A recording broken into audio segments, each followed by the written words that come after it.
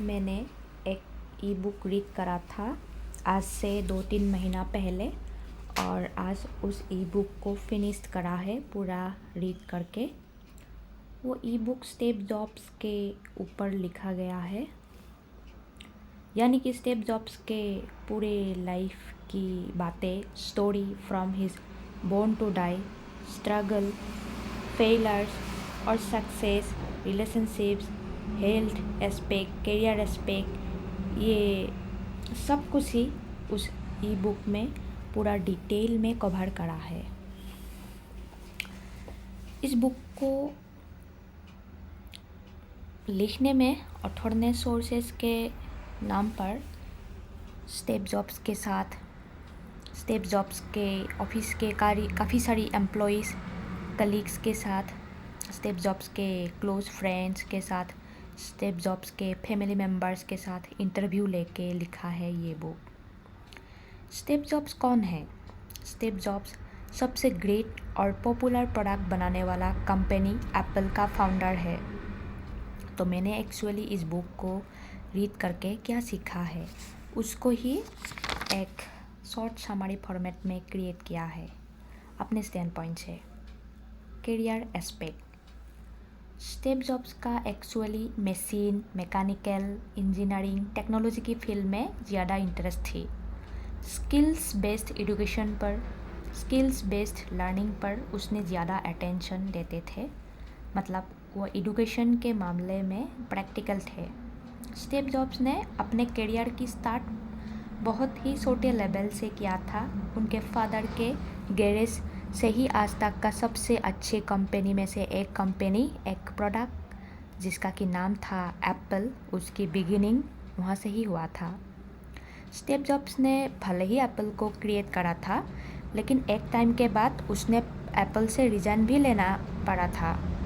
But कुछ time बाद वो फिर से एप्पल ज्वाइन करा था as a idea generator.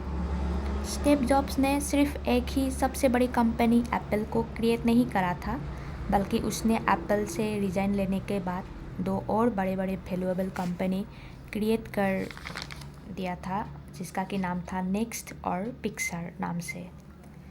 Steve jobs by his nature एक बहुत ही इमेजिनेटिव, क्रिएटिव और इनोवेटिव पर्सन था।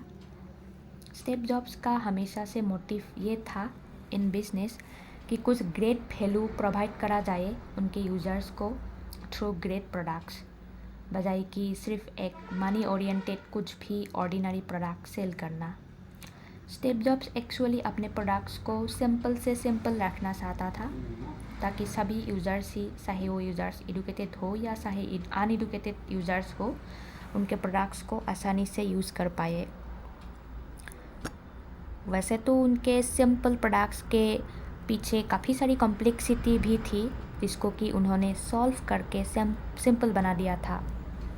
तो इससे हमें ये सीखने को मिला है कि बिज़नेस में चाहे वो प्रोडक्ट हो या कोई सर्विस हो, उसको सिंपल करना चाहिए, ताकि कस्टमर्स को वो प्रोडक्ट या सर्विस बाय करने में कोई प्रॉब्लम ना हो, कन्फ्यूजन ना हो। स्टीव जॉब्स के हिसाब से एप्पल एक ऐसा प्रोडक्ट है जिसमें कि टेक्नोलॉजी, आर्ट्स, क्रिएटिविटी, म्यूज़िक, इस सब का प्रॉपर कॉम्बिनेशन है। एक इंटरेस्टिंग बात ये भी है इस बुक में कि स्टीव जॉब्स को म्यूज़िक में भी इंटरेस्ट था। बिजनेस की वर्ल्ड में स्टीव जॉब्स एक्चुअल में एक बहुत ही कैपेबल, पावरफुल और सक्सेसफुल लीडर थे। तो डेफिनेटली ये बात तो साफ है कि करियर वाइज उनके लाइफ बहुत सही थे, तो पैसा भी बहुत था। Health, but in terms of health aspect वो सक्सेसफुल नहीं थे। क्यों? क्योंकि इस बुक में कहीं पे भी ये लिखा नहीं है कि स्टीव जॉब्स अपने हेल्थ को लेके कॉन्शियस पर्सन भी थे, ऐसा तो कुछ नहीं है। बल्कि उनके लाइफ में एक टाइम पे हेल्थ के लेवल पे बहुत ही मेजर इश्यूज चल रहे थे, जैसे कि cancer. By the way, Steve jobs actual में अपने हेल्थ को लेके क्या थे या क्या नहीं थे वो एग्जैक्ट तो नहीं पता है।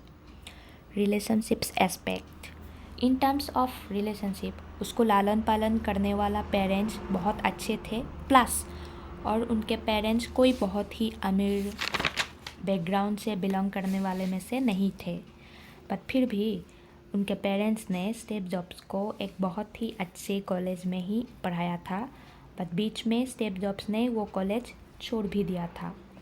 स्टीव जॉब्स का पर्सनल रिलेशनशिप भी काफ़ी कॉम्प्लिकेटेड थे। उनके कुछ सरपास गर्लफ्रेंड्स भी थे अलग अलग टाइम पर लाइफ के, और बाद में उनके एक ही वाइफ के साथ 20 साल की मैरिज लाइफ, फैमिली लाइफ बिताया गया है, बहुत सारी पेन प्लेजर्स के साथ। इस बुक को जिसने भी लिखा है उसने भी अपने किसी एक स्टैंड पॉइंट से ही लिखा होगा, तो हमें इस बुक में बताए गए सारी बातों को एज इट इज़ कॉपी नहीं करनी है, क्योंकि ये एब्सोल्यूट नहीं है। बातों को अच्छे से समझने की कोशिश करनी है कि ऑथर ने एग्जैक्टली किस स्टैंड पॉइंट से क्या कहा है, उसका मतलब क्या है। मेरी स्टैंड पॉइंट से ये बुक बेसिकली तीनों एस्पेक्ट से ही है लाइफ के, जैसे कि करियर, रिलेशनशिप्स और हेल्थ।